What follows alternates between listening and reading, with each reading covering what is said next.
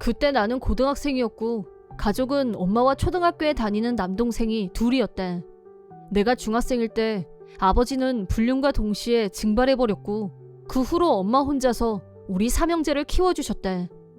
졸지에 집안 경제를 책임지게 됐지만 학력 경력 모두 딱히 내세울 게 없었던 엄마는 파트 근무를 시작.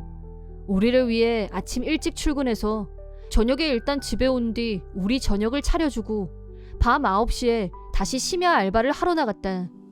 고등학생이 된 후로 엄마의 부담을 덜어드리기 위해 나도 알바를 시작했는데 생활은 여전히 어려웠고 몇 년 동안 계속 무리를 해오던 엄마가 그만 쓰러지고 말았다. 엄마의 수입마저 없어진 후에는 나라에서 나오는 보조금과 내 알바비로 연명했는데 완전히 극빈층이 되고 말았다. 우선 꼭 필요한 물건도 살 여유가 없었다. 실내화를 시작해서 내가 쓰고 있는 모든 물건은 전부 너덜너덜했다. 그런 나를 괴롭히지 못해 안달인 애들이 있었다. 같은 반 왕한심과 그 떨거지들이었다. 야, 너 오늘도 점심빵하고 우유냐? 하긴 돈도 없는데 그게 어디냐? 왕한심은 우리 반 일진이었고 심지어 인기도 있었다. 걔 눈에는 내가 타깃으로 제격이었던 것이다. 왕한심은 반 애들을 데리고 노래방에 가서 놀고 패스트푸드점에 몰려다녔는데 나한테 와서는 야, 나 수재, 우리 지금 노래방 갈 건데 너 같이 안 갈래? 아, 미안, 너 돈 없지? 가난뱅이가 웬 노래방? 라면서 괜히 사람을 건드렸다. 하지만 내가 돈이 없는 건 사실이었고 노래방에 다닐 시간도 없었다. 엄마 병원비에 집에 가면 배고픈 동생들이 나를 기다리고 있었다. 나는 1초라도 더 일을 해야만 했다. 내겐 단 한 명의 친구도 없었다.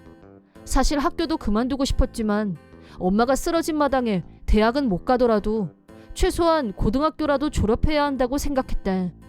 나는 이 모든 상황을 인내하며 학교를 계속 다녔고 정신없이 알바를 했다. 2학년 때 수학여행을 앞두고 왕한심이 희죽거리면서 다가오더니 좀 있으면 수학여행인데 어차피 너 못 가는 거 맞지? 수학여행비 낼 돈이 있어야 말이지. 그나저나 너 학교는 왜 계속 나오냐? 올 이유가 있어? 학비가 공짜도 아닌데 돈 없잖아. 차라리 학교를 관둬 그냥. 이런 말까지 듣고 나니 그때까지 참고 견뎠던 마음이 무너졌고 학교를 그만두고 말았다. 학교를 그만둔 후 나는 엄마한테 학교 대신 알바를 좀 더 할 생각이라고 말했다. 엄마는 모두 자기 탓이라면서 울었지만 막상 학교를 그만두고 알바에 전념하니 차라리 마음이 편했다. 그 뒤로 나는 눈앞에 닥치는 대로 일을 했고 다행히 좋은 사람들을 만나 도움을 받으며 10년이란 시간이 흘렀다. 그러던 어느 날 내 앞으로 엽서가 왔다면서 집에서 연락이 왔다. 엽서는 동창의 알림이었고 졸업도 안 한 나한테까지 보냈다는 게 뭔가 의도가 있는 것처럼 느껴졌지만 오래간만에 동창들을 한번 만나보고 싶은 생각이 들었다. 동창회 당일 내가 약속 장소에 도착하자 제일 먼저 왕한심이 나를 알아보고 다가왔다. 오, 너 오래간만이다. 나 수재, 그동안 잘 지냈냐? 먼저 말을 걸어온 왕한심은 10년 만에 재회를 하면서 마치 친했던 사이인 것처럼 굴었다. 야, 나 네 걱정 많이 했어. 돈 없어서 학교도 그만둔 불우하고 아니냐 네가. 돈 없어서 어디 가서 죽지는 않았나 걱정이 태산이었다니까. 너 혹시 오늘 참가비도 없는 거 아니냐? 내가 대신 내줄까? 라면서 또 나를 가지고 놀려고 했고 10년이 지나도 이 자식은 변한 게 없다는 생각이 들었다. 왕한심과 한패였던 놈들은 여전히 한패로 몰려다니는 분위기였고 왕한심이 한마디 할 때마다 나를 보며 같이 웃었다. 그때 누군가가 왕한심의 입을 다물게 만들었다. 잠깐, 얼마 전에 나수재 텔레비전에 나왔던데 니들 못 봤어? 그러자 왕한심이 설마 네가 착각한 거겠지 라면서 다시 깔깔거렸다. 여자 동창이 텔레비전에 아는 얼굴이 나오길래 핸드폰으로 사진을 찍어뒀었다며 모두에게 보여줬다. 증거 사진을 본 왕한심은 헉, 네가 왜 여기서 나와? 라면서 진심 놀란 눈치였다. 자꾸 왜냐고 물어보길래 내가 지금 하고 있는 일에 대해서 말해줬다. 고등학교를 그만둔 후 나는 곧바로 한 건설업체에 들어가서 알바를 시작했다. 거기서 건축 설계에 흥미가 생긴 나는 독학으로 전문 서적을 탐독하며 공부했다. 그러자 우리 회사 사장님이 나를 눈여겨보셨고 시간이 걸릴 수도 있지만 검정고시로 고졸 자격증을 얻은 후 설계사 자격증을 취득해보는 게 어떠냐고 제안하셨다. 귀가 솔깃한 얘기였지만 그때 나는 정말 돈이 없었고 그럴 여유도 없다고 말씀드렸다. 그러자 사장님이 출세하면 갚으라며 나한테 자격증을 따는데 필요한 자금을 대주셨다. 그 뒤 나는 틈틈이 시간을 쪼개서 공부했고 드디어 설계사 자격증을 취득했다. 고객의 의뢰를 받고 새로운 아이디어가 떠오를 때마다 성취감이라는 행복을 맛보게 됐다. 생각지도 못했었지만 어느 순간부터 해외에서도 의뢰가 올 정도로 실력을 인정받게 됐다. 내 얘기를 듣고 있던 왕한심은 도저히 믿을 수가 없다면서 얼굴이 창백해지더니 핏기가 없어졌다. 그러자 다른 동창들도 나도 텔레비전에서 봤어 라고 하면서 지금 집을 지을까 생각 중인데 나한테 자문을 구하고 싶다면서 내 주변으로 몰려들었다. 그런 풍경이 벌어지자 마치 1패를 당한 얼굴로 왕한심이 설계사면 뭐 네가 흑수저 출신이라는 게 뭐 달라질 것 같냐? 그래서 설계해서 먹고 살만 해줬냐고. 나 이래봬도 대기업 스카토 사원이야. 그때였다. 주점 안으로 어떤 손님이 들어왔는데 그 사람을 본 왕한심 얼굴이 창백하게 굳어버렸대. 사장님? 그러자 사장님은 왕한심한테 가볍게 인사를 한 후 나한테 다가오셨다. 나수재씨, 아버님은 건강하시고 좀 있으면 자네 아내가 출산한다고 들었는데 미리 축하하네. 미국에서 좋은 활약하고 있다는 말도 들었네. 수고가 많아. 그쯤 되자 왕한심은 헐? 응? 을 반복하며 사장님과 나를 번갈아 보면서 멘붕이 온 표정이었다. 동창회 중이란 걸 파악한 사장님이 설명을 시작하셨다. 내 아내는 나를 물심양면으로 밀어주신 사장님의 딸이었고 내가 고군분투 끝에 자격증을 딴 후 만남이 시작됐다. 그리고 스카토사의 사장님은 장인어른의 오랜 친구분으로 처갓집에도 몇 번 오신 적이 있을 정도로 가까운 분이었다. 그래서 장인어른을 통해 나에 대해서도 많이 알고 계셨다. 어려운 환경 속에서도 포기하지 않고 꿈을 이루고 지금의 위치까지 오른 것에 대해서 나를 높게 평가해 주시는 분이기도 했다. 왕한심은 내가 장인회사에서 독립해서 지금은 아내와 둘이서 미국에 거주하고 있고 전 세계로부터 설계 의뢰를 받고 있다는 말을 듣더니 영혼이 가출한 듯 입이 해 벌어졌다. 쉽게 말해서 지금의 나는 빈 공간은 거리가 아주 멀다는 거였다.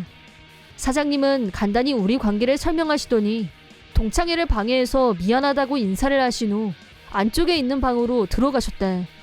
내가 더 이상 빈곤층이 아니고 전 세계를 무대로 활약하고 있다는 사실에 현타가 온 왕한심은 영혼이 가출했는지 동창회가 끝날 때까지 헛개비처럼 앉아만 있었다. 그날 동창회가 끝난 후 한참 후에 다른 동창한테서 들었는데 왕한심이 스카토사의 직원인 건 맞지만 영업 실적이 항상 바닥에서 찾는 게 빨랐고 정리해고자 명단에 들어가 있다는 소문이 있을 정도라고 했다. 결혼할 사람도 있었다는데 장래성이 없는 사람과는 결혼할 수 없다며 최근 파혼을 당했다고 한다. 마지막엔 따르던 패거리들도 등을 돌리고 지금은 완전히 고립된 상태라고 한다. 10년이 지났어도 나를 이용해서 자기 과시를 하려던 속셈이었던 것 같은데 자기 무덤을 자기가 판 꼴이니 누굴 원망하랴. 지난 10년 동안 많은 일이 있었지만 그때 장인어른이 엄마 병원비도 대신 내주신 덕분에 엄마는 지금까지 건강하게 잘 계신다. 초등학생이던 동생들도 나한테 보답하기 위해서라며 열심히 공부했고 장학금을 받아가며 무사히 대학을 졸업했다. 졸업 후에는 원하는 직장에 들어갔고 둘 다 결혼해서 잘 살고 있다. 나는 미국으로 이주한 후에도 어머니께 매달 용돈을 보내드리고 있는데 동생들도 엄마한테 용돈을 보낸다고 한다. 엄마는 돈 그만 보내라. 혼자서 생활하는데 아무 문제 없다고 하시지만 몸이 가루가 되도록 일을 하셨던 엄마한테 보답하고 싶은 마음은 우리 삼형제 누구도 빠지지 않았다. 엄마는 왜 말들을 안 듣냐고 불만이다. 그리고 다시 반년 후 지나가는 말로 어디서 들었는데 학창시절부터 나를 비웃었던 왕한심은 회사에서 정리해고를 당했고 사원 기숙사에서도 쫓겨났다고 한다. 다른 회사에 면접을 보러 다닌다고 하는데 취직이 잘 안 돼서 지금은 허름한 아파트에 살면서 먹고 살기 위해 알바를 하면서 지내고 있다고 한다. 이런 날이 올 거라고는 힘들었던 당시에는 전혀 생각지도 못했었지만 인생은 어떤 일이 기다리고 있을지 아무도 모르는 일인 것 같다. 내 이름은 한진수. 아내 유난이와 둘이서 살고 있다. 아내는 반년 전 결혼과 동시에 퇴사해서 전업주부로 지내고 있다. 전업주부인 만큼 집안일은 아내가 도맡아 하고 있는데 약점이라면 요리를 못한다는 거였다. 결혼 전까지 부모님과 살았고 요리를 직접 해본 적이 없다고 했다. 하지만 편의점 도시락이나 슈퍼에서 파는 음식들을 안 좋아했고 외식도 즐기지 않았다. 요리는 나도 마찬가지로 소질이 없었다. 그 결과 매일 아내의 손요리를 먹는 고문 아닌 고문이 시작됐다. 제법 몸쓰는 일을 하는 나는 퇴근하고 집에 오면 상당히 배가 고픈 상태였다. 나왔어. 왔어요? 아내는 현관으로 마중오며 저녁 반찬이 뭔지 알려주는 게 인사였다. 오늘 저녁은 닭고기 튀김하고 호퍼 튀김이야. 들어본 적이 없는 튀김 요리였다. 아내는 나름 창작 요리에 관심이 있는 편이었는데 아마 텔레비전에서 아니면 인터넷에서 뭘 보고 흉내낸 거려니 했다. 저녁 식탁에 앉자 아내는 닭튀김을 10개 내왔는데 반 정도는 모양이 조금 달랐다. 정체불명의 튀김이 호퍼라는 추측이 가능했고 닭튀김은 까맣게 타 있었다. 아내가 튀김 요리, 조림 요리를 태우는 건 늘 있는 일이라 전혀 놀랍지 않았다. 잘 먹겠습니다. 먼저 마요네즈를 손에 들었다. 탄 음식을 그냥 먹는 건 힘들기 때문에 보조장치가 필요하다. 난이도 하루 종일 힘들었을 텐데 꼬박꼬박 음식을 만들어주잖아. 그래, 먹어야 돼. 먹자. 음식을 안 먹고 버리는 건 벌받을 짓이다. 마요네즈를 듬뿍 뿌려서 밥 위에 얹는 거야. 천천히 씹으면 탄 냄새와 탄 맛이 강하게 느껴지니까 조심. 솔직히 밥에 그냥 마요네즈만 뿌리는 게 더 나은 선택이라고 진심으로 생각한다. 물론 처음에 나는 아내에게 음식에 대해서 불평을 했던 적이 있다. 그러자 아내는 급 흥분했고 뭐가 문제냐고 달려들었다. 내가 얼마나 정성과 사랑을 담아서 만드는데 당신도 날 사랑한다면 맛있게 먹어줘야 되는 거 아니야? 이걸 못 먹으면 그건 당신이 날 사랑하지 않는다는 증거야. 얘기가 왜 거기로 가? 그게 아니라면 행동으로 보여줘. 일단 한 입 입에 넣었는데 한 개를 먹고 나니 젓가락질을 할 수가 없었다. 저기 우리 저녁은 따로따로. 일 끝나고 밖에서 먹고 들어오는 날이 많으면 바람 피운다는 증거래. 당신 혹시 바람 피우니? 바람 났어? 그게 아니면 내가 만든 요리 맛있게 먹어. 안 먹고 남기면 빼박 불륜인 거야. 시댁하고 친정에 전부 전화해서 알릴 거야. 오늘의 맛없는 닭튀김을 보며 새삼 그때 일이 떠올랐고 반드시 이 음식들을 먹어야 한다고 결심. 최선을 다해 닭튀김 5개를 먼저 먹어치웠다. 남은 5개는 금시초문인 호퍼튀김인지 뭔지 얘는 정체가 뭘까? 아무리 생각해도 도무지 정체를 알 수가 없었다. 젓가락을 들고 물끄러미 들여다봤는데 에? 혹시 이거 뼈? 아닌데 헉! 꼬리? 설마. 다시 전체적으로 살펴본 결과 나머지 5개에는 전부 꼬리로 보이는 것들이 있었다. 깍! 비명, 절규 이모티콘이 머리에 떠올랐다. 하지만 요리인을 앞에 두고 솔직한 표현은 금물이었다. 이거 뭘로 만든 거야? 호퍼튀김이라고 아까 말했잖아. 참 그랬지. 우린 아직 결혼한 지 1년도 안 된 신혼이었다. 아내를 상처 주고 싶지 않았다. 나는 최대한 시간을 벌기 위해 잠시 식탁에서 일어나서 찬 음료수를 가지러 갔다. 기름기 있는 음식을 먹어서 그런지 찬물이 너무 당겼고 내친김에 얼음까지 띄웠다. 냉장고를 연 순간 아주 예전에 길렀던 애완용 뱀의 사료가 보였다. 펫사료라고 하면 대부분의 사람들은 강아지 사료를 연상하겠지만 뱀이 먹는 건 전혀 다르다. 옅은 분홍색을 띤 생쥐가 사료이다. 그러니까 이 정도 크기의 생쥐를 호퍼라고 부른다. 오늘 저녁 아내의 입을 통해 들은 단어와 일치했다. 이게 왜... 나는 혼란스러웠다. 뱀을 키웠던 건 이미 오래전 일이다. 아내가 뱀 너무 징그러워. 난 파충류만 보면 온몸에 소름이 끼친단 말이야. 라고 정색을 해서였다. 아내 때문에 애완뱀은 친구에게 보냈다. 집에 남아있던 냉동 사료도 모두 친구에게 줬다. 그런데 왜 뱀 사료가 아직도 여기 있는 거지? 오래간만에 냉동 마우스를 보자 그로테스크한 느낌이 들었다. 나는 비로소 호퍼 튀김의 의미를 알게 됐다. 호퍼 마우스로 만든 튀김이란 뜻이었던 것이다. 나는 속이 좀 안 좋은 것 같아서 누워야겠어 라고 하고 침대로 향했다. 구역질과 현기증이 동시에 엄습했다. 다음날 아내에게 진상을 캐묻고 싶었지만 출근 시간이 임박해온 상태였고, 한편으로는 혹시 내가 어제 너무 생생한 꿈을 꾼 건 아닐까? 라는 생각이 들었다. 꿈인지 생시인지도 구분이 안 갈 정도로 충격적인 일이었다. 하지만 만약 꿈이 아니었다면 이혼밖에 답이 없지 않나? 아직 결혼한 지 반년밖에 안 됐고 요리가 서툴고 음식이 맛이 없는 것쯤이야 내가 참으면 된다고 생각했었다. 상사도 동료들도 요리 못하는 여자들 많아, 우리 와이프도 요리 못해 라는 게 전반적인 여론이었다.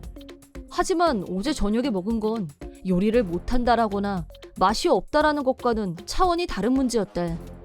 나는 상사와 동료들에게 호퍼 튀김에 대해 의견을 물어봤다. 요리 못하는 여자를 옹호해왔던 분들도 더 이상 쉴드가 불가능한 분위기였다. 지어낸 말 아니야? 라거나 상상하는 것만으로도 속이 이상해진다 라는 반응이었다. 걔 중에는 너 혹시 바람 피우다 들켰니? 원수질 만한 일을 저지른 거 없어? 뭐 화나게 한 일은 아무리 생각해도 그건 일부러 괴롭히는 건데 라는 의견이 지배적이었다. 바람 피운 적도 없고 좋은 남편이 되려고 불철주야 노력했거든? 라고 당당하게 대답했다. 마침내 헤어질 결심을 했다. 우선 부모님께 이 일을 상의했다. 하지만 호퍼 튀김의 공포에 대해서는 부모님조차 그 사실을 믿지 못하겠다는 반응이었다. 물론 그럴 수 있다고 생각한다. 나 역시 누가 아내가 생지를 튀겨내왔다고 하는 사람이 있다면 농담인 줄 알고 웃었을 거다. 튀김옷을 입히고 지글지글 튀겨서 그릇에 담는 모습을 상상하면 광기가 느껴질 정도였다. 처갓집에도 내 사정을 말했고 이 일은 아내에게 알려졌다. 아내의 반응은 격렬했다.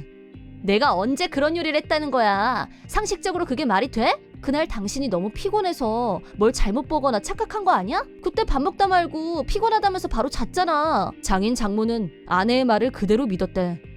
당분간 회사를 쉬면서 여유를 갖는 게 어떻겠니? 라며 장인이 진심 어린 걱정을 했을 정도였다. 내가 너무 피곤해서 정신이 어떻게 된 걸로 생각한 모양이었다. 호퍼튀김 사건이 있은 후 얼마간의 시간이 지났다. 그날 이후 아내는 눈에 드러나는 엽기 요리를 식탁에 올리지 않았다. 그래서 증거를 찾기가 더 어려웠다.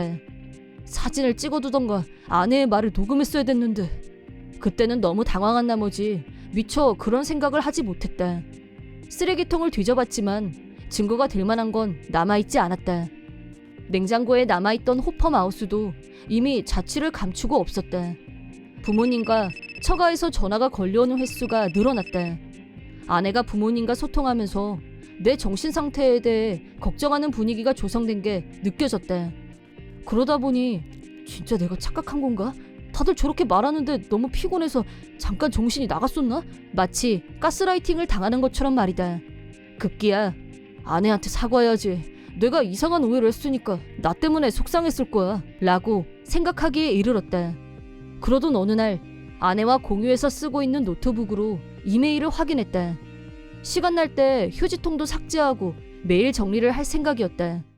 삭제 전에 무심코 열어봤는데 홈쇼핑 메일이 눈에 띄었다.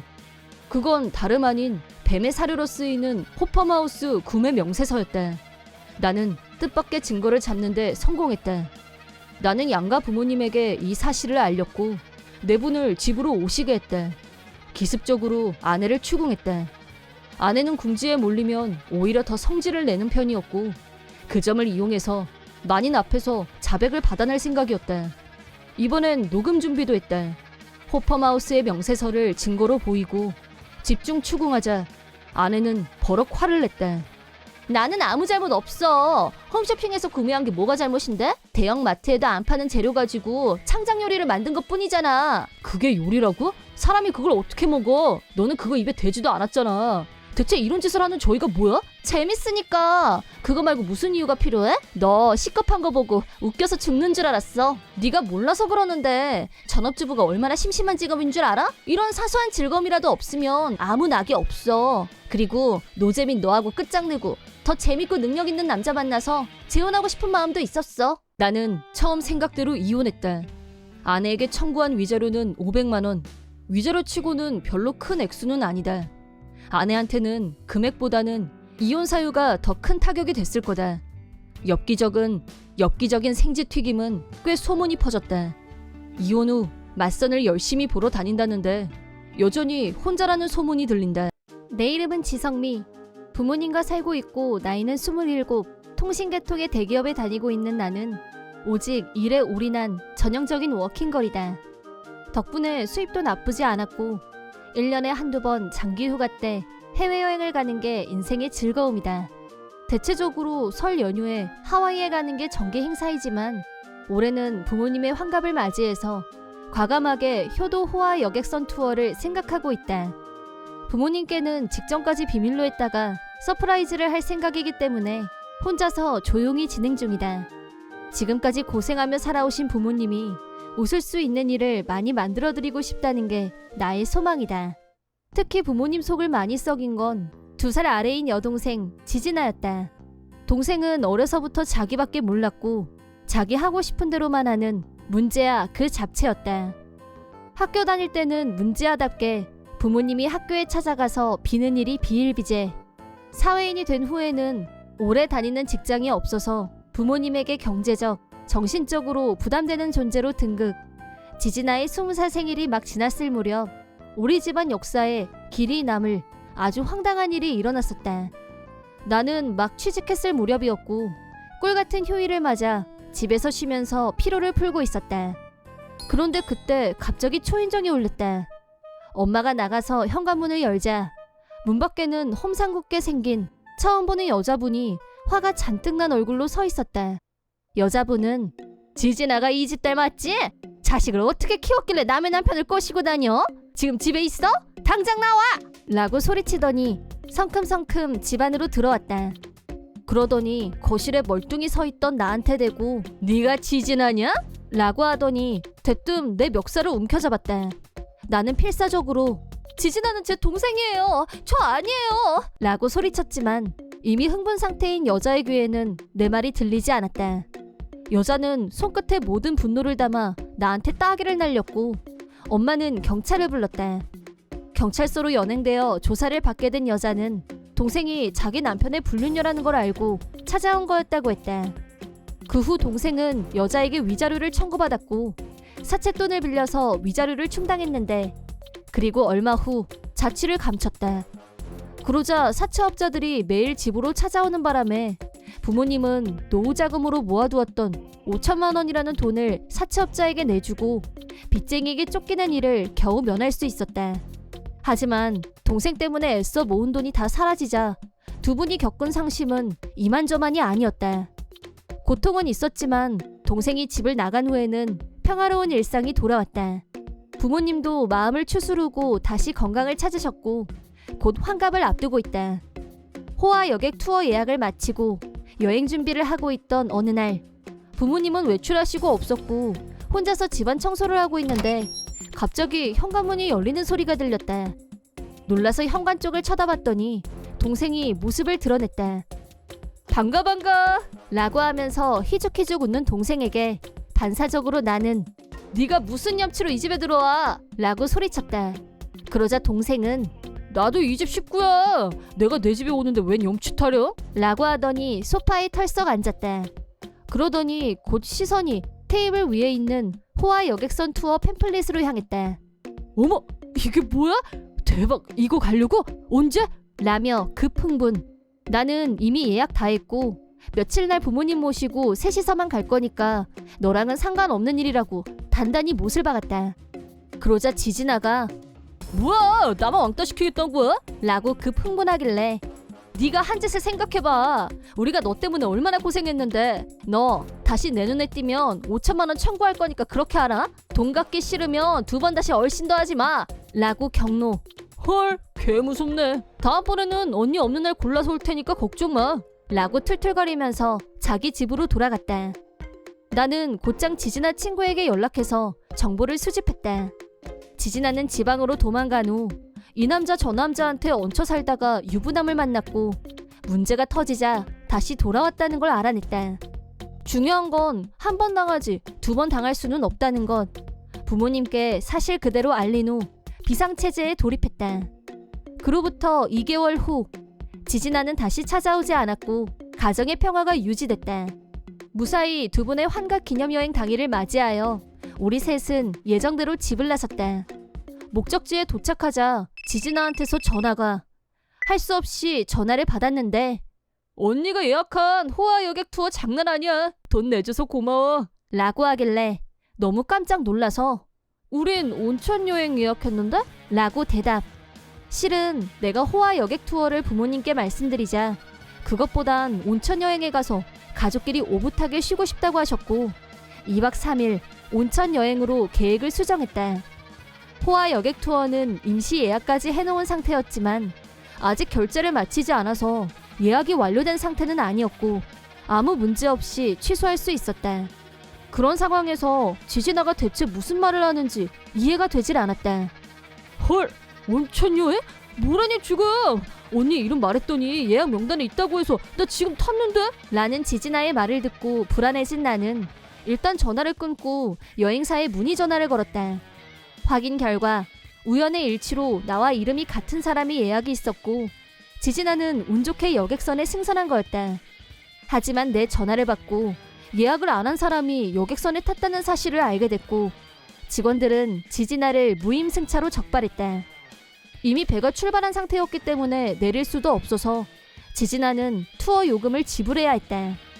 우리 셋하고는 상관없는 일이었기 때문에 지진아의 일은 잊어버리고 우리는 온천 여행을 만끽하기로 마음을 정리했다. 한 달 후 즐거웠던 연휴도 끝나고 온전히 일상으로 돌아온 나는 매일 일에 쫓기면서 바쁘게 살고 있었다. 그러던 어느 날 저녁 현관문을 두드리는 소리에 깜짝 놀란 나는 두려운 마음을 진정시키며 물었다. 누구세요? 라고 하자 나야 진아, 문 좀 열어줘 라며 지진아가 가냘픈 목소리로 말했다.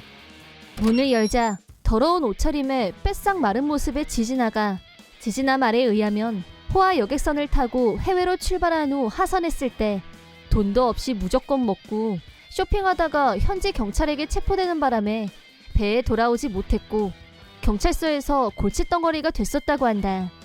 겨우겨우 석방돼서 좋아했는데 집에 올 돈이 없어서 현지에서 수상쩍어 보이는 알바를 하면서 돈을 벌었고 그 돈으로 간신히 귀국은 할 수 있었다고 한다. 하지만 귀국 후 곧바로 투어회사에서 연락이 왔고 호화 여객선의 여행 대금을 입금하라는 말을 듣고 돈이 한 푼도 없다 보니 다시 사채에 손을 대고 말았는데 결국 매일 빚쟁이들한테 쫓기는 신세가 됐다고 한다. 그러자 이번에도 부모님한테 손을 벌릴 생각으로 찾아온 거였다. 부모님은 그런 지진아를 보면서 우리 집에 너한테 줄 돈은 10원 한 장도 없다. 당장 나가! 라며 호통을 치셨고 밖으로 쫓아낸 후 문을 잠갔다. 지진아는 한참 동안 현관문 앞에서 제발 나 좀 살려줘! 라면서 버텼지만 나도 부모님도 못 들은 걸로 했다. 결국 포기하고 또 몰래 도망치려고 했지만 도망치려는 순간 사채업자한테 잡히고 말았고 그 즉시 사채업자들한테 끌려갔다. 그 덕분에 우리가 피해를 보는 일은 없었다. 지진아는 강제적으로 다시 해외에 보내졌는데 지난번처럼 위험한 일을 해야만 했다. 딱 한 번 어떻게 됐는지 걱정이 돼서 전화를 걸어본 적이 있는데 지진아의 핸드폰은 없는 번호라는 안내만 나올 뿐 연결이 되지 않았다. 소문에 의하면 지진아는 불법 체류자로 해외에 계속 살고 있다고 하는데 우리나라에 있을 때보다 더 비참하고 빈곤한 생활을 하고 있다고 한다.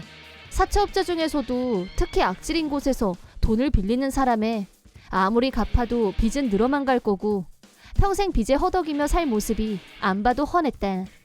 그 모든 일이 결국엔 자업자득이었고 나도 부모님도 주변에 아는 사람, 친구 중 누구 하나 지진아를 도우려는 사람은 없었다. 나와 부모님은 지진아와 완전히 멀어졌다. 자연스럽게 지진아에게서 해방된 우리 가족에게 다시 평화가 찾아왔다. 설 연휴에는 가족끼리 온천 여행을 가는 게 루틴이 됐고 부모님도 그때를 손꼽아 기다리신다. 지진아가 사라진 후 내가 책임이 더 커졌고 앞으로는 지금 이상으로 부모님을 더욱 잘 모셔야겠다는 다짐을 해본다. 그래서 전보다 더 열일 중이다. 노력한 만큼 회사에서 좋은 평가를 받고 승진도 하고 연봉도 올랐다. 부모님이 연금 생활을 하게 될 때가 왔을 때 생활하는 데 불편함이 없도록 지금부터 착실하게 저축해두려고 한다. 지진아 때문에 고생하신 걸 생각해서라도 앞으로는 돈 때문에 힘들게 하고 싶지 않다. 그런 생각을 갖고 있어서인지 일을 할 때 강한 동기부여가 되는 것 같다. 앞으로도 부모님을 모시고 행복하게 잘 살고 싶은 마음뿐이다. 아내와는 친구 소개로 만나 1년 만에 결혼했다. 나한테는 혼자 살고 계신 아버지가 있다. 어머니는 5년 전에 병으로 돌아가셨고 그 이후로 아버지 혼자서 고향을 지키며 살고 계신다. 나는 정금 발령을 받아 고향이 아닌 지금 사는 곳에 정착하게 됐다. 아내를 만나 결혼한 후에는 회사의 말에서 근무지를 여기로 고정했다. 여기는 아내의 출신지여서 우리 집에서 처갓집까지 30분 정도밖에 안 걸려서 비교적 자주 찾아뵙는 편이다. 그에 비해 나의 본가는 차로 3시간이나 걸리는 곳에 있었고 아내가 홀 시아버지를 만나러 가는 게 부담스럽다고 해서 아직 한 번도 안 내려가 본 상태이다. 장인 장모님께는 생일 때마다 선물도 드리고 가끔은 같이 짧은 여행도 했지만 고향에 계신 아버지께는 아무것도 해드린 게 없었다. 그러던 차에 며칠 있으면 어버이날이고 해서 오래간만에 아버지랑 둘이 여행이라도 갈까 하는 생각이 들었다. 이왕이면 아내도 같이 가는 게 더 좋겠지만 시아버지가 불편하고 부담스럽다고 하는 아내에게 여행이라니 어림없다는 생각에 처음부터 아버지하고 둘만의 여행 계획을 세웠다. 물론 어버이날이니까 처가에도 선물은 할 생각이었다. 장인어른이 골프채를 갖고 싶다고 전부터 말씀하셨기 때문에 이번에 사드릴 생각이었다. 어버이날 당일 오전에 처가댁에 가서 골프채를 선물로 드렸더니 무척 좋아하셨고 오후부터는 아버지를 모시고 1박으로 여행을 다녀오겠다고 아내에게 말했다. 그러자 역시나 아내는 자기는 가고 싶지 않다고 했고 처음부터 같이 갈 생각도 안 했으니 걱정 말라고 하고 가방을 챙겨서 혼자 출발했다. 본가에 도착해서 아버지를 태우고 꽃구경도 하고 오래된 사찰에서 힐링도 하고 관광도 하고 평소에 자주 찾아뵙지 못해서 죄송하다는 말씀도 드렸다. 아버지는 이미 모든 걸 다 알고 계시다는 듯이 부부간에 사이좋게 지내는 게 제일이다. 그쪽 부모님께도 항상 잘하고 있지? 라는 아버지 말씀을 듣고 있자니 왠지 울컥했다. 아버지와 둘이서 여행을 한 건 정말 오래간만이었고 즐거운 시간이었다. 저녁 때까지 부지런히 명소를 돌아다닌 후 숙박지인 호텔에 갔는데 뜻밖에도 호텔 앞에 아내와 장인, 장모가 있었다. 아내는 나를 보자마자 달려오더니 대뜸 소리부터 질렀다. 이렇게 고급 호텔에서 묵는단 말은 안 했잖아. 네가 어떻게 여기까지 왔어? 당신 노트북에 여기 호텔에서 온 이메일이 있길래 그거 보고 달려왔어. 그래서 말인데 이 호텔은 우리 부모님이 묵을 거니까 아버님은 집에 그냥 가시라고 해. 지금 무슨 소리라는 거야? 장인어른한테는 아침에 선물 드렸잖아. 이건 나하고 아버지 여행이거든? 뭐라니? 당연히 우리 부모님이 먼저지. 그리고 격이라는 게 있는데 아버님한테는 안 어울린다 생각 안 들어? 여기 아버지 직계 가족이 경영하는 호텔이야. 에? 아내는 입이 떡 벌어져서는 호텔 전체를 눈으로 훑었다. 이 호텔은 이 지역에서 1, 2위를 다툴 정도로 유명한 고급 호텔이었고 스태프도 많고 찾아오는 고객들의 수준도 높았다. 이런 명성 있는 호텔이 아버지 직계 친척이 경영하고 있을 줄은 몰랐다면서 눈을 희번뜩거리며 진짜야? 라고 나한테 다시 확인했다. 이런 얘기를 굳이 거짓말할 사람이 있을까 싶다. 아버지는 집안의 차남으로 태어났고 장남이자 아직도 독신이신 큰아버지가 할아버지와 호텔을 경영하고 계신다.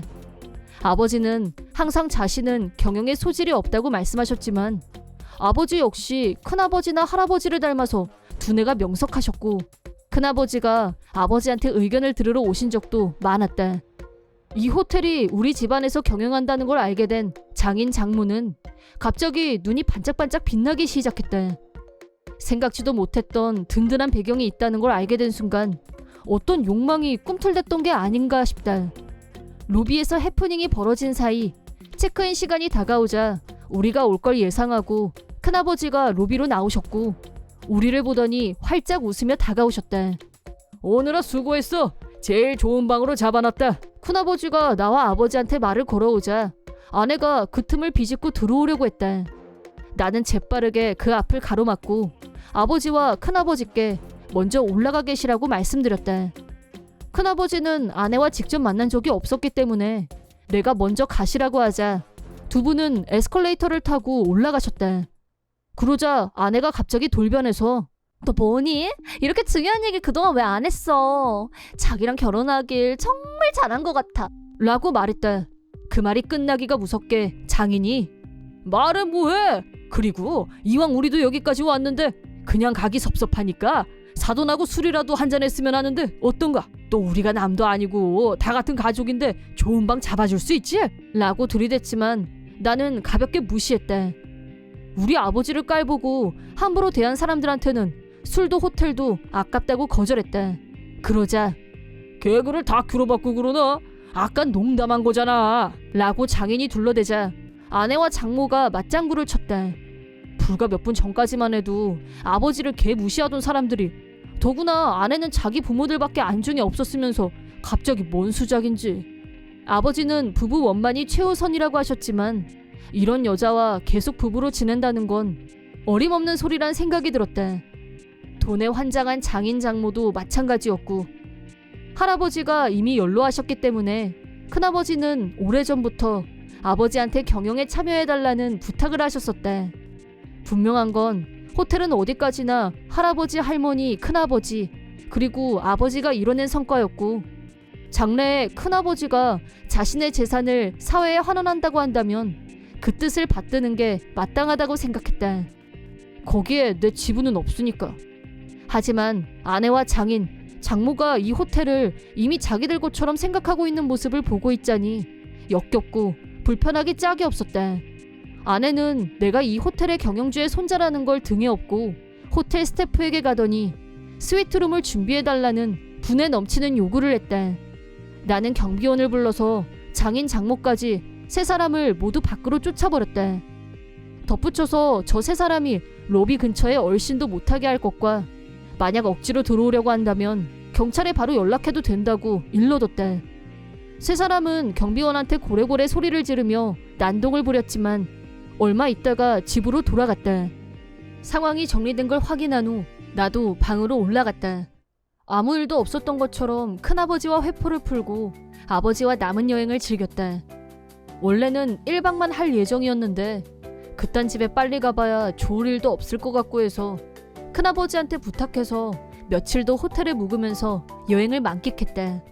아버지는 자기 때문에 부부 사이에 문제가 생긴 거 아니냐며 나한테 미안하다고 하셨지만 내 입장에서는 아내의 본성을 알게 됐으니 오히려 잘된 일이라고 생각했다. 며칠 후 집으로 돌아갔는데 집에는 아내 말고도 장인 장모까지 출동해서 나를 반겼다. 그리고 자기야, 우리 2세대 주택 짓는 거 어때? 한 30억 정도면 고급 주택 소리 듣겠지? 그래 욕실은 히노키가 좋다더라고. 나는 보석 목걸이 하나 있었으면 라면서 각자의 욕망을 드러냈고 나는 대답 대신 세 사람 앞에 종이를 한 장 내밀었다. 그러자 깜놀한 세 사람은 이게 뭐야? 라는 질문에 보다시피 이혼 서류지 뭐긴 뭐냐고 하자 아내가 급 흥분해서 갑자기 웬 이혼이냐며 난리를 쳤다. 그걸 일일이 설명해야 아냐 라고 되물은 후 돈이면 영혼도 팔 것처럼 달려드는 당신 같은 사람과는 더 이상 가족으로 산다는 건 있을 수 없는 일이라고 이유를 밝혔다. 그러자 아내는 연기인지 실제인지 눈물을 흘리며 이혼하기 싫다.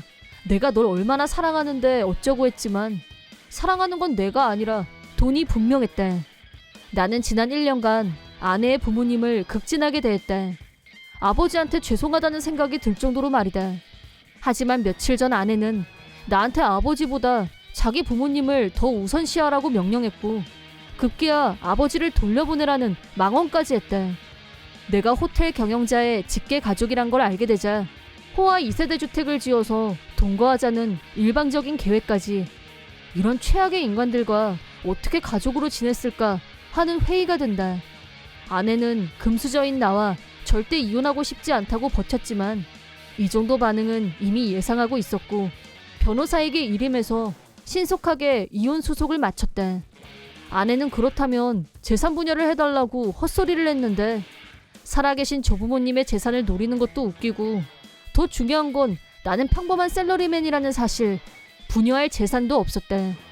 짧은 결혼 생활 동안에도 상여금을 받으면 바로 자기 부모님한테 투척해왔으면서 뭘 내놓으라는 건지 어이 상실이었대. 신혼집으로 살고 있던 아파트도 바로 방을 뺐대.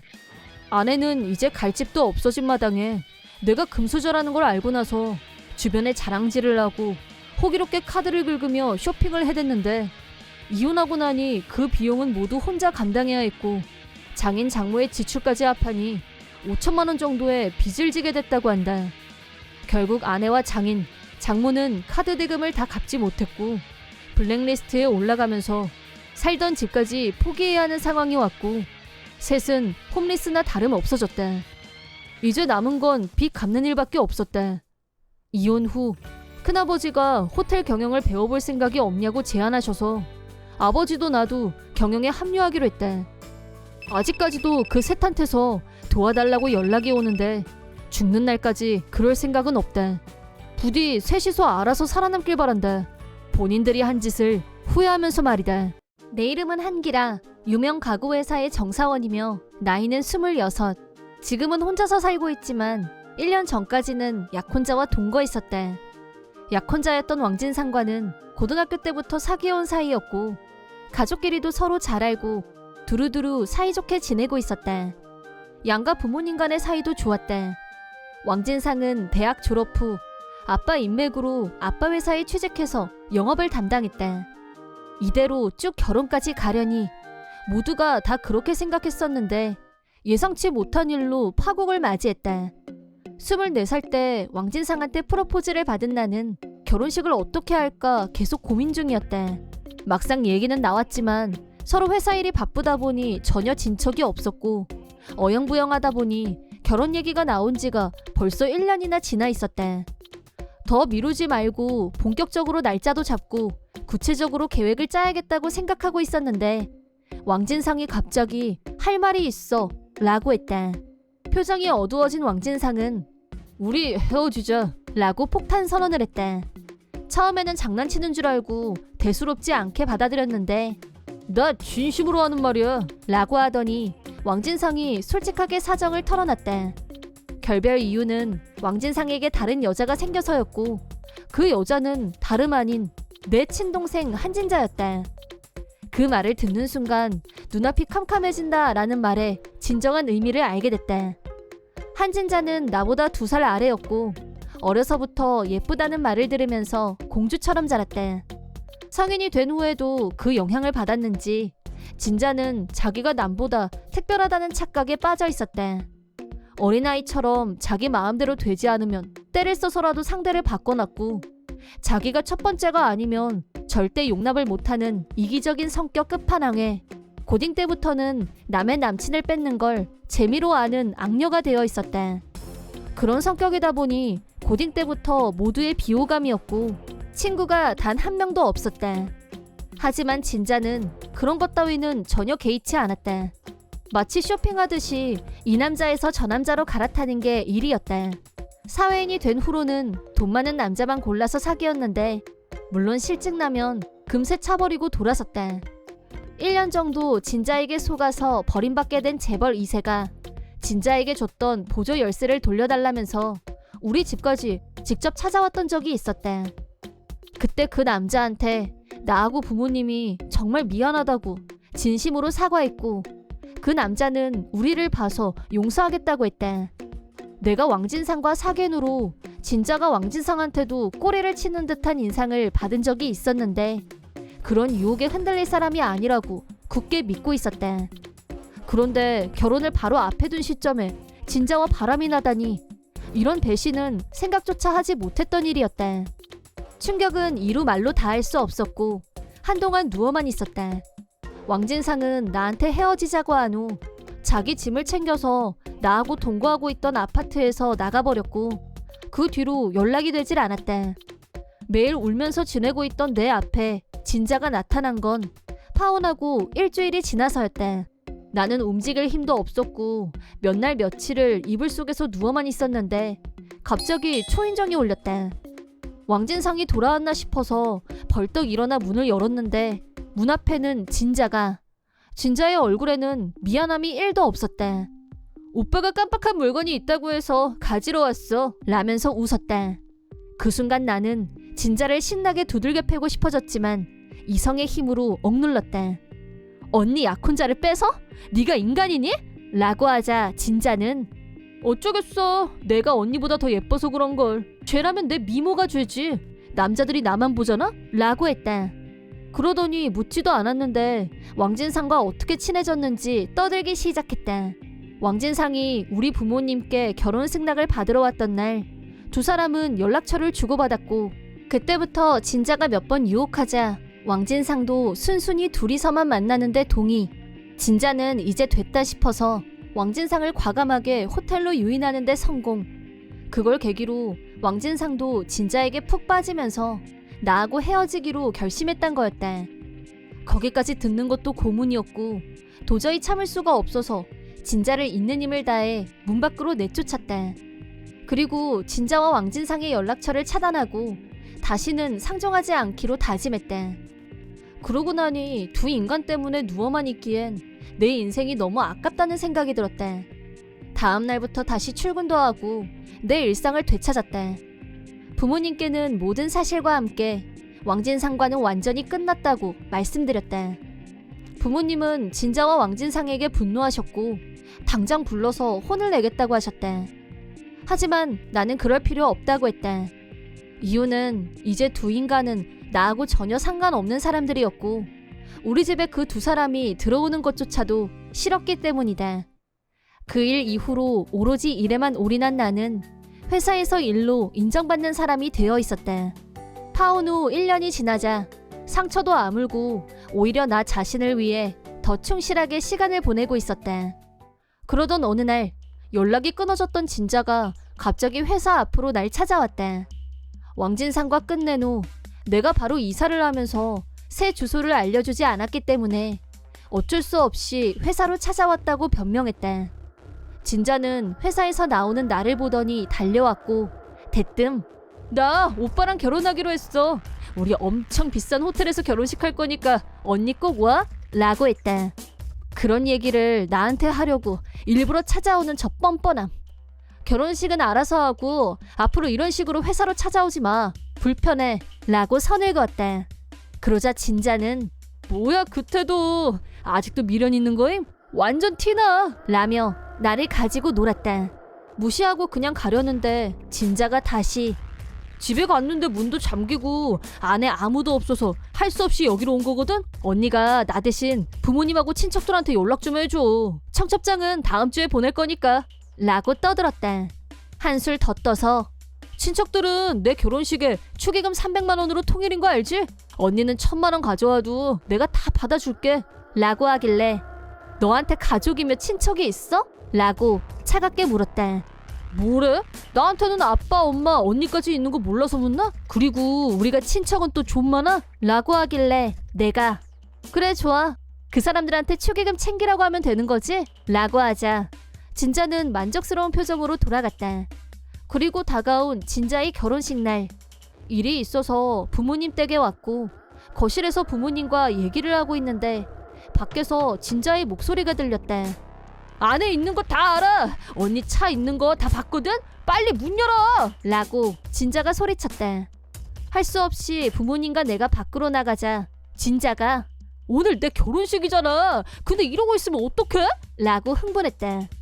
그러자 아빠가 마침 잘 왔다. 왕진상에 대해서 해줄 말이 있었는데 그 녀석 이달 말에 좌천될 거야. 이미 결정 났다. 라고 전했다. 진자는 에? 하더니 눈을 동그랗게 떴다. 이어서 엄마가 뭐? 축의금을 300만 원으로 통일해? 누가 남의 결혼식에 그런 거금을 내니? 더구나 아무 상관없는 남의 결혼식에 가는 사람도 있다니? 라고 일갈. 아무 상관없는 남이라니? 내가 남이야? 진짜 말이 너무 심한 거 아니냐고. 라고 하면서 눈물바람을 일으키는 진자에게 아빠가 자기 가족 가슴에 대못 받고 배신하는 인간은 내 딸로 인정 못한다. 라고 확실하게 선을 그었다.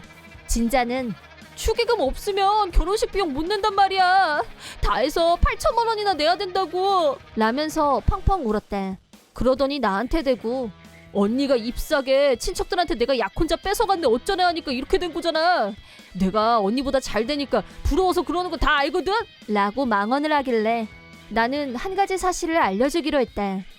실은 왕진상과 헤어지고 얼마 안 가서 진자의 전남친이었던 재벌 2세와 술자리에서 우연히 재회하게 됐는데 그때 진자한테 당한 일을 말하면서 너무 힘들다고 하자 열심히 내 얘기를 들어주고 위로도 해줬다. 그걸 계기로 우리는 사귀는 사이로 발전했고 마침 오늘 새 남친을 부모님께 소개하기 위해서 와 있었다. 진자한테 그 사실을 알려준 후 거실에서 남친을 데리고 나오자 말도 안 돼! 이게 가능해? 라면서 급 놀란 표정이었다. 그러거나 말거나 부모님이 진자를 억지로 내보내자 최악이야! 축의금이라도 달라고! 라고 소리치다가 울면서 돌아갔다.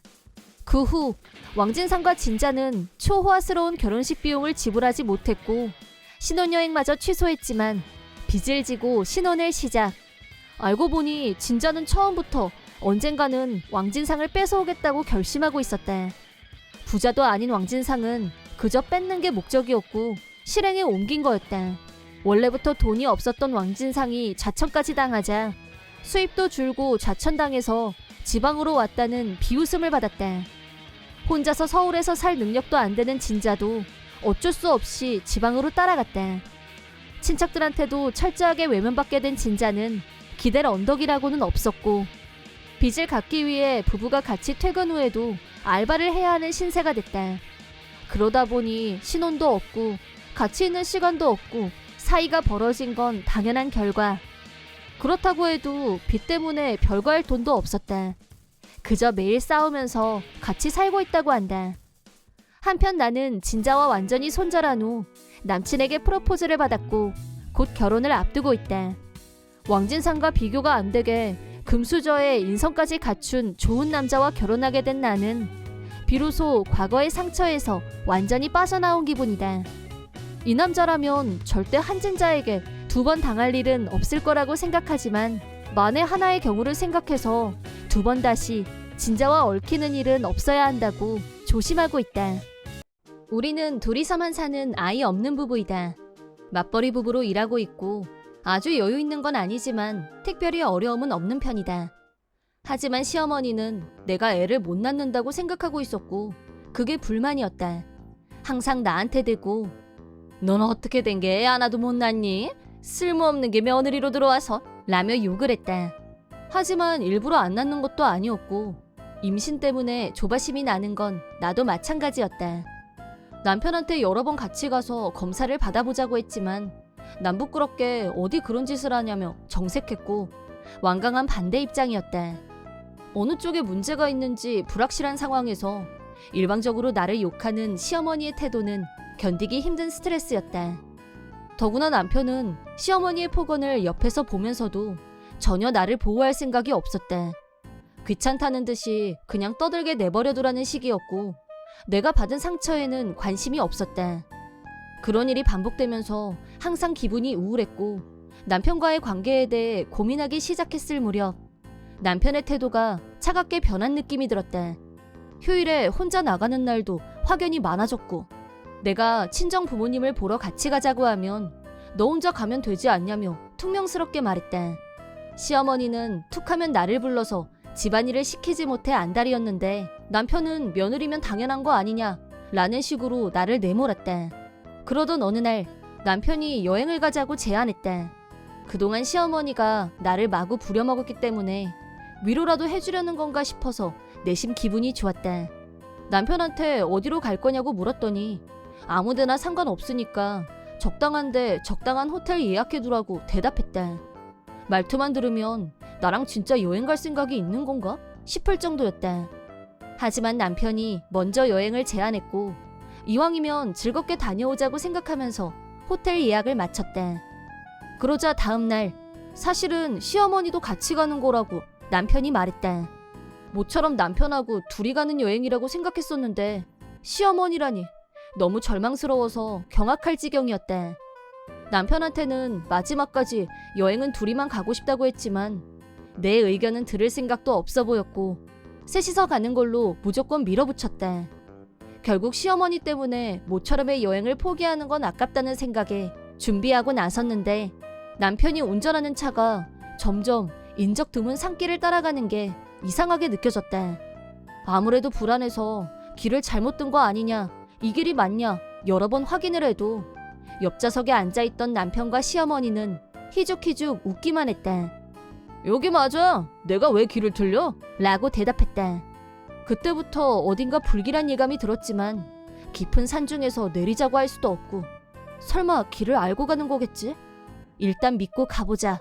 그렇게 생각하고 있었는데 남편이 갑자기 차를 세우더니 차가 고장난 것 같다면서 차 밖으로 나갔다. 이런 산속에서 고장이라니 너무 걱정됐는데 시어머니가 나더러 너는 안 나가보고 뭐하냐면서 나가서 도울 일 없나 보고 오라고 성화를 부려서 어쩔 수 없이 차에서 내렸다. 그러자 남편이 쏜살같이 차에 올라타더니 문을 잠갔다. 지금 뭐 하는 거야? 문 열어 빨리! 내가 당황하자 남편과 시어머니는 여유 있게 웃으면서 여행 끝나면 데리러 올 테니까 넌 여기서 잡초라도 뜯어먹으면서 기다려. 멧돼지랑 곰이 나올 수도 있다니까 몸 조심하고 라고 하더니 거짓말처럼 나만 혼자 남겨두고 남편과 시어머니 둘만 차에 타고 산에서 내려갔다. 물론 멘붕이 왔지만 남편과 시어머니에 대한 분노가 그걸 능가했고 반드시 복수하리라 다짐했다. 그리고 몇 시간 후 호텔에 도착한 두 사람은 먼저 와 있는 나를 보고 아연질색했다. 네가 왜 여기 있어? 아까 산에 버리고 왔는데? 너 귀신은 아니지? 설마 죽은 거니? 귀신이라니요. 그럴 리가요. 제가 요청을 했죠. 헬기 좀 보내달라고. 뭐? 헬기? 그렇다. 남편과 시어머니가 나를 버리고 갔고 지갑도 차에 둔 절망적인 상황이었지만 핸드폰은 주머니에 있었기 때문에 전파가 터지는 곳으로 걸어가서 어떤 사람에게 전화를 걸었다. 남편은 내가 무슨 재주로 헬기를 부를 수 있다는 건지 믿을 수 없다는 얼굴이었다. 헬기를 소유하고 있는 사람은 다름 아닌 내 친아빠였다. 엄마는 내가 초등학생일 때 친아빠와의 신분 차이 때문에 고민하다가 이혼을 했고 몇 년이 지난 후 지금 아버지와 재혼했다. 평범하고 소박한 삶에 만족하며 살고 있었지만 나는 친아빠와 계속 연락을 하고 지냈고 엄마도 그 점은 인정해주고 있었다. 특히 이번 여행을 가면서 아빠 얼굴도 한번 볼 겸 일부러 아빠가 경영하는 호텔에 예약하려고 연락을 드렸는데 아빠도 기뻐하시면서 좋은 방을 예약하게 도와주셨다. 설마 내가 이런 일을 당할 줄은 상상도 못했었지만 남편이 가버린 후 나는 제일 먼저 아빠한테 연락했다. 산속을 헤매고 있는데 도와줄 수 있겠냐? 라고 위치 정보를 보냈다. 잠시 후 아빠는 내가 있는 곳에서 1km 정도 떨어진 곳에 넓은 공터가 있다면서 거기로 헬기를 보내겠다고 했고 그 덕분에 나는 두 사람보다 훨씬 먼저 호텔에 도착할 수 있었다. 세상에 이런 일이. 경악하느라 바쁜 남편 옆에는 처음 보는 어떤 여자가 서 있었고 누구냐고 묻자 그제야 정신이 돌아온 남편은 겁먹은 얼굴로 나를 봤다. 이 여자는 남편의 새 여자일 거고 그래서 내가 필요 없어졌다는 합리적 의심이 들었다. 급기야 나를 산속에 버리는 만행까지 저질렀고 시어머니도 남편한테 장단을 맞춰서 새 며느리감과 셋이서 여행을 즐길 생각이었겠지. 잘만 풀리면 이번에는 손주를 얻을 수 있지 않을까 기대했던 게 분명하다. 하지만 그런 일은 없을 거다. 이미 아빠가 경찰에 신고해서 나를 산속에 유기한 죄로 남편과 시어머니는 바로 체포됐다. 불륜녀는 자기는 모르는 일이라고 딱 잡아댔지만 몰랐었다는 건 통하지 않았다. 남편과 똑같이 경찰에 연행됐다. 나도 참고인으로 경찰서에 갔는데 남편과 시어머니는 내가 재벌 아버지를 뒀다는 걸 알게 되자 미안하다고 싹싹 빌었다. 완전히 180도 태도를 바꿔서 말이다. 그런 좋은 얘기를 왜 지금까지 숨겼어? 네가 그렇게 귀한 집 딸인 건 알았으면 내가 나가서 바람을 피웠겠어? 절대 안 그랬지. 오늘 일은 내가 장난이 좀 심했지? 약속할게. 앞으로 널 세상에서 제일 행복한 여자로 만들어줄게. 라며 입에 침도 안 바르고 거짓말을 했고 시어머니는 세상에 네가 그런 큰 호텔 사장님 딸이었다니. 사람 이름 모른다더니 앞으로 너랑 나랑 진짜 잘 통하는 고부간이 될 것 같지 않니? 혹시 아이가 안 생기면 요즘은 입양도 많이 하던데 뭘? 이제부터 너랑 몇 배 더 좋은 사이가 됐으면 하는 게 내 바람이다 라면서 혼자 신나서 되는 대로 막 던져댔대. 산속에 버리고 간 주제에 내가 자기들이 하자는 대로 할 거라고 생각하는 건가 지금? 내가 그렇게 우습게 보이나 싶었대. 내가 이혼하고 싶다고 하자 아빠도 이 두 사람이 용서가 안 된다면서 유능한 이혼 전문 변호사를 바로 알아봐 주셨대. 변호사는 두 사람의 밑바닥까지 다 까발렸고 응징이 무엇인지 통쾌하게 보여준 후 이혼을 이끌어냈다. 내가 원하는 결과가 얻어져서 대만족이었다. 물론 도장 찍은 정도에서 만족할 수는 없었다. 변호사의 수완이 정점을 찍은 건 남편과 시어머니에게 거액의 위자료를 청구한 순간이었다. 아마 그 돈은 평생 일해도 다 변상할 수 없는 금액이 될 것이다. 물론 불륜녀에 대한 응징도 빼놓을 수 없었다. 불륜녀는 남편과 시어머니한테 운이 좋아서 내가 산속에서 죽으면 보험금이 들어올 거고 그러면 편하게 살 수 있을 거란 말을 들었다고 했다. 내가 산속에 혼자 있었던 이유는 부부싸움 중에 막무가내로 혼자 차에서 내렸고 그러다 산속에서 길을 잃은 걸로 시나리오를 만들어 놓았다고 했다. 이혼이 결정난 후 이런 사실들을 근거로 시어머니와 남편은 실형 선고를 받고 감옥에 갇히는 신세가 되고 말았다. 실형 판결이 내려지는 순간 남편과 시어머니는 발광하면서 나한테 살려줘 라고 필사적으로 소리쳤지만 산속에 나를 버린 순간 모든 답은 나와 있었다. 받아야 할 벌은 받게 되어 있는 것이다. 불륜녀는 실형 선고는 받지 않았지만 이번 일을 아빠가 불륜녀의 직장과 가족들에게 알렸기 때문에 집에서는 손절당하고 회사에서는 해고됐다. 남은 건 갚아야 될 거액의 위자료뿐이었다. 남편은 그건 다 장난이었다고 마지막까지 우겼지만 우긴다고 진실이 뒤집히는 것도 아니고 호텔에 불륜녀가 같이 왔다는 게 증거를 뒷받침해줬다. 시어머니는 나이도 있고 아마 살아서는 감옥에서 걸어 나오지 못할지도 모른다. 만에 하나 석방된다고 해도 남은 건 갚아야 할 돈뿐이다. 매일같이 시어머니한테 아이도 못 낳는다며 욕을 먹을 때만 해도 빨리 임신만 하면 이 모든 일이 해결될 텐데 라는 생각도 했었다. 하지만 지금은 아이가 없는 게 행운이란 생각이 든다. 이혼하면 나야 남이지만 상관없지만 아이한테는 아빠라는 사실이 변하지 않을 거고 범죄자의 자식이라는 낙인이 찍힌 채로 살게 될지도 모르는 일이니까. 친아빠는 세상엔 좋은 남자가 얼마든지 있으니까 그런 쓰레기 같은 놈은 잊어버리라며 나를 위로해 주셨다. 나도 동감이다. 그런 인간들은 다 있고 앞만 보고 걸어갈 생각이다.